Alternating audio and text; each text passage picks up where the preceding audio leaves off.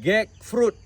Abang Saleh tanam pokok ni kurang lebih dah 6 bulan. Buah dia tak berhenti-henti.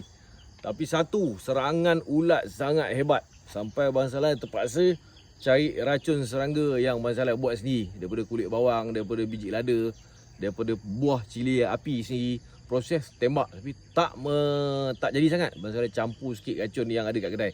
Barulah selamat. Tak 100% pakai racun lah. Sebab Abang Saleh ada buat sendiri sikit, campur sikit-sikit. Barulah selamat. Ulat serang gila-gila. Buah yang dikatakan berasal daripada Vietnam, wallahualam. Tapi negara lain pun banyak ada, Brazil pun ada. Kan, Abang Saleh baru dapat 6 bulan. Baru pernah tengok, sebelum ni tak pernah tengok. Pernah tengok kat kebun orang, tapi tak pernah makan, tak pernah apa. Tanam dapatlah hasil. Buah dia boleh tahan banyak. Abang Saleh bagi dekat Rohingya. Dia orang buat gulai. Gulai dengan ayam, gulai dengan daging. Macam kita masak labu air. Sedap. Abang Saleh dah rasa sedap.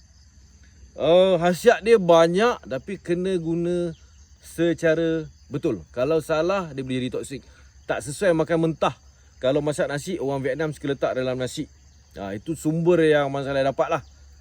Nak cerita lebih-lebih pun Abang Saleh tak tahu. Pokok dia korang tengok, menjala. Tuh, menjala. Menjala. Abang Saleh jadikan dia sebagai para untuk teduhkan anak benih yang Abang Saleh kumpulkan dalam ni.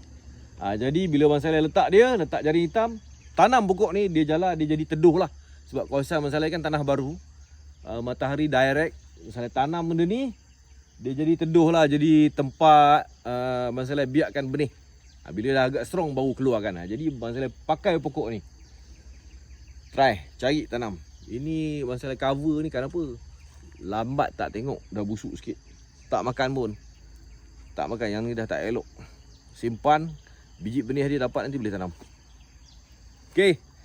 Korang tolong sama-sama kongsikan dengan Abang Saleh apa lagi yang best pasal pokok ni. Dan siapa ada pengalaman dengan dia. Abang Saleh tak ada, baru sangat. Tak tahu nak cerita lebih-lebih. Alright, bye-bye.